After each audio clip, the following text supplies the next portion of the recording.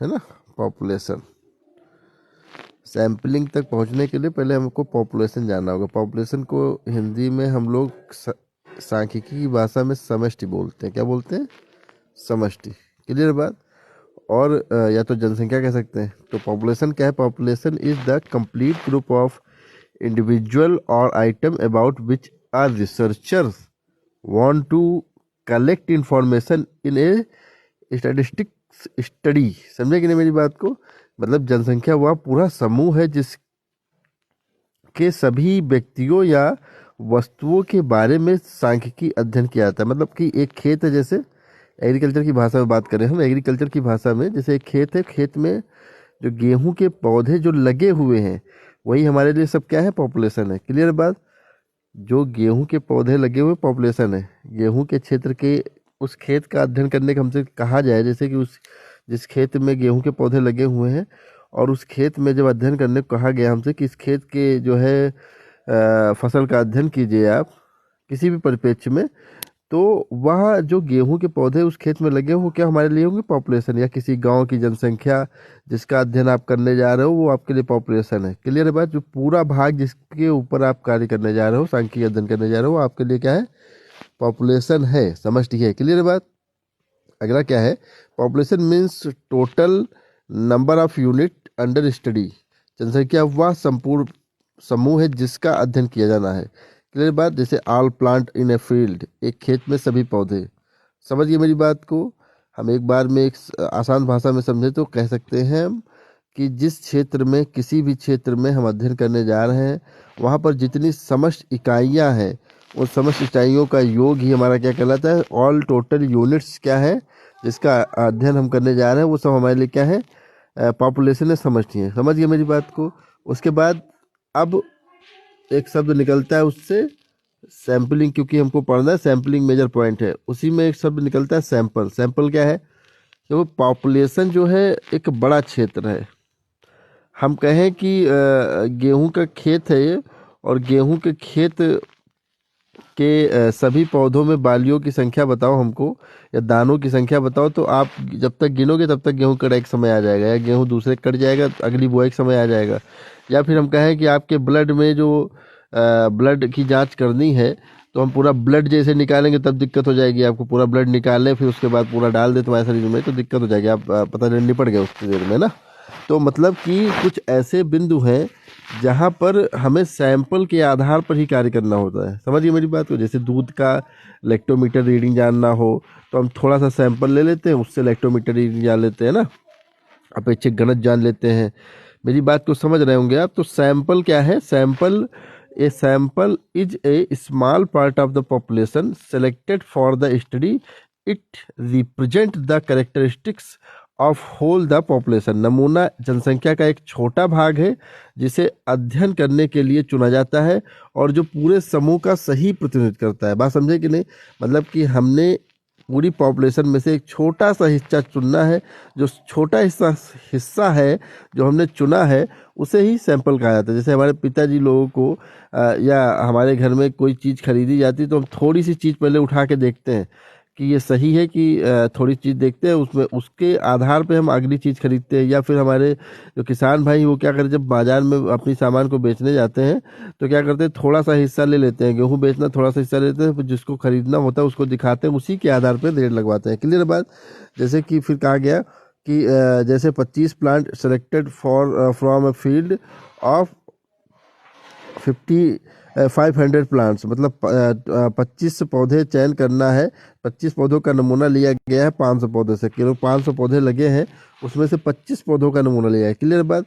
मतलब एक बात समझ लीजिए एक बार फिर से, पॉपुलेशन का मतलब वह समस्त इकाई जिसका अध्ययन करना है आपको, वह किसी भी क्षेत्र में हो सकता है। क्लियर है बात? किसी भी क्षेत्र में। जैसे मैं कहूँ कि एग्रीकल्चर के छात्रों का अध्ययन करना है तो हमने क्या किया, एग्रीकल्चर के जितने भी छात्र हैं, जितने भी छात्र एग्रीकल्चर के क्षेत्र के अंदर पढ़ाई कर रहे हैं वो सब क्या हमारे लिए पॉपुलेशन होंगे। अब उन्हीं में से हम कुछ, सभी का अध्ययन सभी तक पहुंचना मुश्किल है, हम उन्हीं में से कम 10 12 15 20 25 40 जो भी पॉपुलेशन, उसके आधार पे कुछ व्यक्तियों को निकाल लेंगे, कुछ व्यक्तियों पर अध्ययन करेंगे और फिर हम कह देंगे हाँ सभी व्यक्ति का अध्ययन कर लिया। क्लियर बात। वही हमारे लिए क्या है, सैंपल है। अब सैंपलिंग क्या है? नमूनाकरण वह वैज्ञानिक प्रक्रिया है जिसमें जनसंख्या के कुछ व्यक्तियों या इकाइयों को इस प्रकार चुना जाता है कि वे वे पूरे समूह का प्रतिनिधित्व कर सके। क्लियर बात? मतलब पूरा जो समूह है, पूरी जो पॉपुलेशन है, उसका प्रतिनिधित्व कर सके। बात समझे कि नहीं?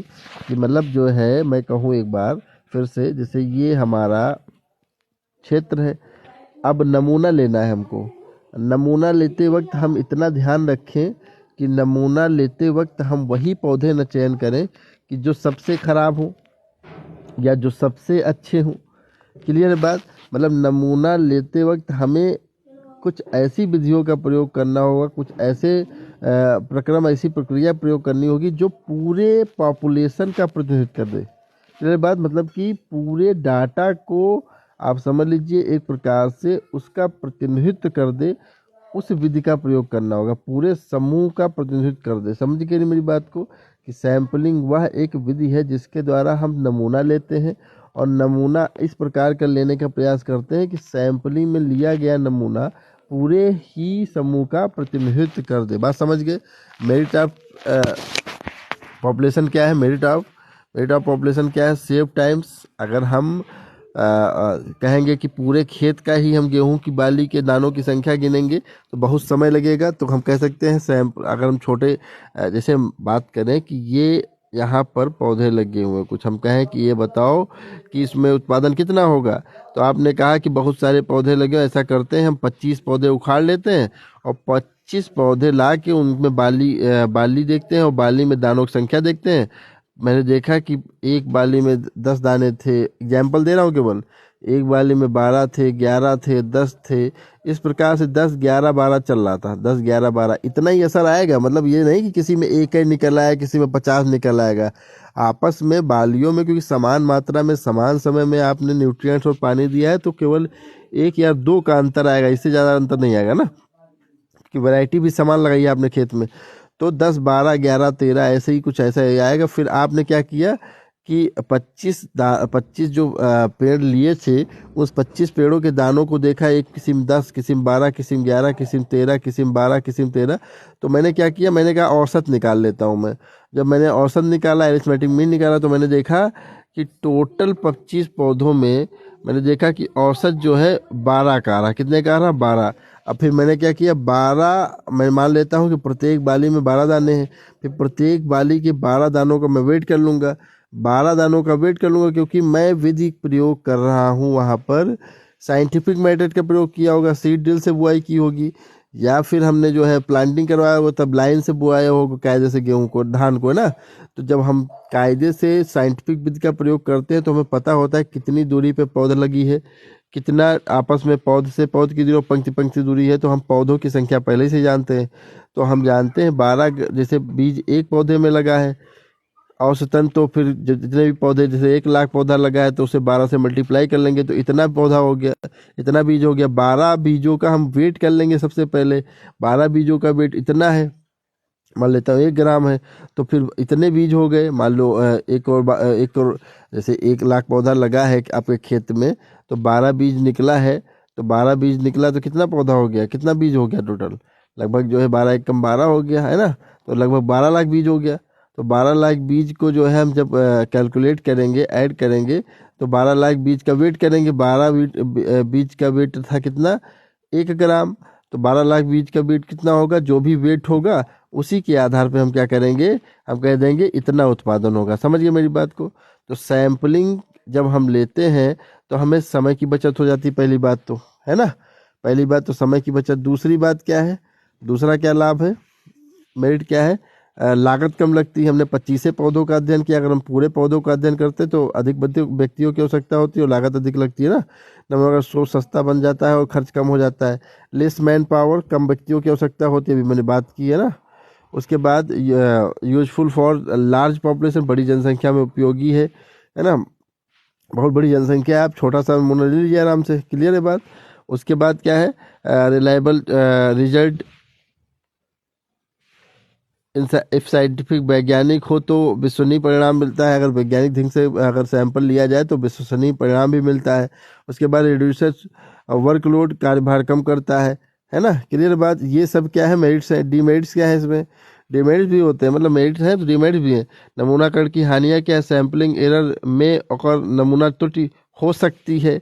Since the whole population is not studied, sampling error में भी पूरी जनसंख्या का अध्ययन न होने के कारण नमूना त्रुटि की संभावना होती कभी कभार, है ना। क्लियर में कभी कभार जनसंख्या अगर पूरा अध्ययन किया जाए कुछ मामलों में तो आपका त्रुटि हो सकती है। रॉन्ग सैंपल रॉन्ग रिजल्ट, गलत नमूना गलत निष्कर्ष निकलता है। क्लियर बात। If the sample is not selected properly the conclusion में भी मिसलीडिंग। क्लियर बात। ये नमूना सही ढंग से चुना न जाए तो परिणाम गलत या भ्रामक हो सकते हैं। तीसरा क्या है, bias is non scientific sampling, अवैज्ञानिक चयन में पक्षपात, नॉन साइंटिफिक मेथड में create bias and reduce accuracy, अवैज्ञानिक नमूनाकरण विधियों से पक्षपात हो सकता है जिससे शुद्धता कम हो सकती है ना। फिर not suitable when complete accuracy needed, पूर्ण सटीकता के लिए उपयुक्त नहीं है। Sampling can not be use 100% accuracy is required, जहाँ पूर्ण सटीकता आवश्यक हो वहाँ नमूनाकरण उपयुक्त नहीं है। रिक्वायर्स स्किल्ड पर्सन, प्रशिक्षित व्यक्ति की आवश्यकता होती है। मतलब ये दोष बता रहा हूँ मैं, दोष की बात हो रही है ना। अगर आप कार्य करोगे तो आपको क्या हो सकता होगी, प्रशिक्षित व्यक्तियों की आवश्यकता होगी। ऐसा नहीं किसी से कह दिया नमूना लो जाके ना। फिर उसके बाद उद्देश्य क्या है, उद्देश्य आपका समय की बचत करना है, कॉस्ट का बचत करना, जो भी लाभ थे वही समझ लीजिए उद्देश्य भी हो जाएंगे। एक्यूरेसी सटीकता बढ़ाना है, to increase accuracy, to make study feasible, है ना, अध्ययन को संभव करना बनाना है ना। क्लियर है बात। To load dedicated study, clear है बात। फिर to help in quick decision making, to reduce workload, to check quality. Clear है बात। क्वालिटी को समानता की जांच करने के लिए, ये सब क्या थे, ये आपके ऑब्जेक्टिव थे। क्लियर बात। आपसे पूछा जाएगा नमूना लेने की विधियां, सैंपलिंग किसे कहते हैं, प्रतिचयन भी इसका दूसरा नाम है, प्रतिचयन किसे कहते हैं, उद्देश्य, लाभ और हानि पर चर्चा कीजिए तो आप लाभ और हानि बता दें। अगले वीडियो में हम लोग देखेंगे इसकी विधियां। क्लियर बात। चलिए, थैंक यू क्लास।